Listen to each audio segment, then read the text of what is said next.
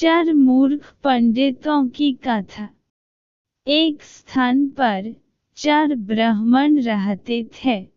चारों विद्याभ्यास के लिए कन्याकुब्ज गए। निरंतर 12 वर्ष तक विद्या पढ़ने के बाद वे संपूर्ण शास्त्रों के पारंगत विद्वान हो गए, किंतु व्यवहार बुद्धि से चारों खाली थे। विद्याभ्यास के बाद चारों स्वदेश के लिए लौट पड़े। कुछ देर चलने के बाद रास्ता दो और फटता था।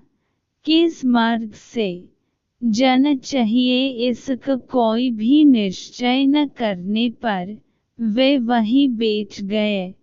इसी समय वहां से एक मृत वेश्या बालक की अर्थी निकली। अर्थी के साथ बहुत से महाजन भी थे। महाजन नाम से उनमें से एक को कुछ याद आ गया। उसने पुस्तक के पन्ने पलट कर देखा तो लिखा था, महाजनों येन गतः स पंथः। अर्थात जिस मार्ग से महाजन जाए वही मार्ग है। पुस्तक में लिखे को ब्रह्म वाक्य मानने वाले चारों पंडित महाजनों के पीछे पीछे श्मशान की ओर चल पड़े। थोड़ी दूर पर श्मशान में उन्होंने एक गधे को खड़ा हुआ देखा। गधे को देखते ही उन्हें शास्त्र की यह बात याद आ गई, राजद्वारे श्मशाने च यस्तिष्ठति स बान्धवः। अर्थात राजद्वार और श्मशान में जो खड़ा हो वह भाई होता है। फिर क्या था, चारों ने उस श्मशान में खड़े गधे को भाई बन लिया। कोई उसके गले से लिपट गया तो कोई उसके पैर धोने लगा।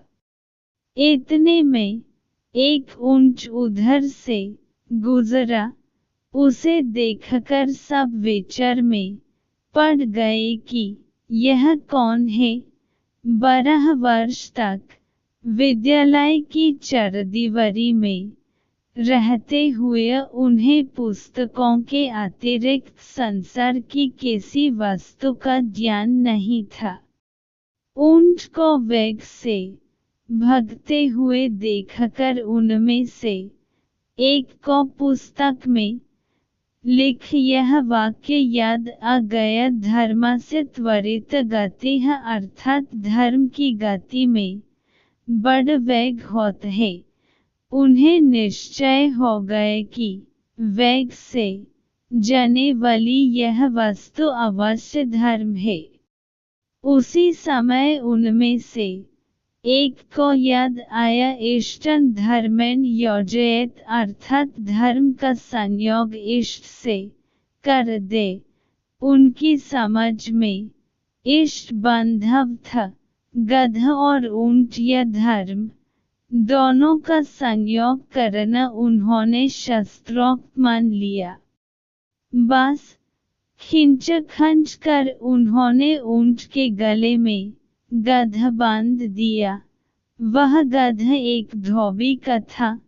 उसे पता लगा तो वह भागा हुआ आया। उसे अपनी ओर आता देखकर चारों शास्त्र पारंगत पंडित वहन से भाग खड़े हुए। थोड़ी दूर पर एक नदी थी। नदी में पलाश का एक पत्ता तैरता हुआ आ रहा था। इसे देखते ही उनमें से एक को याद आ गया, आगमिष्यति यत्पत्रं तदस्मांस्तरयिष्यति। अर्थात जो पत्ता तैरता हुआ आएगा वही हमारा उद्धार करेगा। उद्धार की इच्छा से वह मूर्ख पंडित पत्ते पर लेट गया। पत्ता पानी में डूब गया तो वह भी डूबने लगा।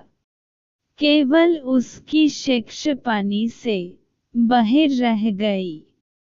इसी तरह बहते बहते जब वह दूसरे मूर्ख पंडित के पास पहुंचा, तो उसे एक और शास्त्रोक्त वाक्य याद आ गया, सर्वनशे समुत्पन्ने अर्धं त्यजति पंडितः, अर्थात संपूर्ण का नाश होते देखकर आधे को बचले और आधे का त्याग कर दे। यह याद आते ही उसने बहते हुए पूरे आदमी का आधा भाग बचने के लिए उसकी शिख पकड़कर गर्दन काट दी। उसके हाथ में केवल सिर का हिस्सा आ गया, देह पानी में बह गई। उन 4 के अब 3 रह गए। गांव पहुंचने पर तीनों को अलग अलग घरों में ठहराया गया। वहां उन्हें जब भोजन दिया गया, तो एक ने सेमियों को यह कहकर छोड़ दिया, दीर्घसूत्री विनश्यति, अर्थात दीर्घ तंतु वाली वस्तु नष्ट हो जाती है। दूसरे को रोटियां दी गईं, तो उसे याद आ गया, अतिविस्तरविस्तीर्ण तद्भवेन चिरयुषम, अर्थात बहुत फैली हुई वस्तु आयु को घटती है। तीसरे को छिद्र वाली वटिक दी गई, तो उसे याद आ गया, छिद्रेष्वन अर्थ बहुली भवंती, अर्थात छिद्र वाली वस्तु में बहुत अनर्थ होते हैं। परिणाम यह हुआ कि तीनों की जगह हंसाई हुई और तीनों भूखे भी रहे। व्यवहार बुद्धि के बिन पंडित भी मूर्ख ही रहते हैं।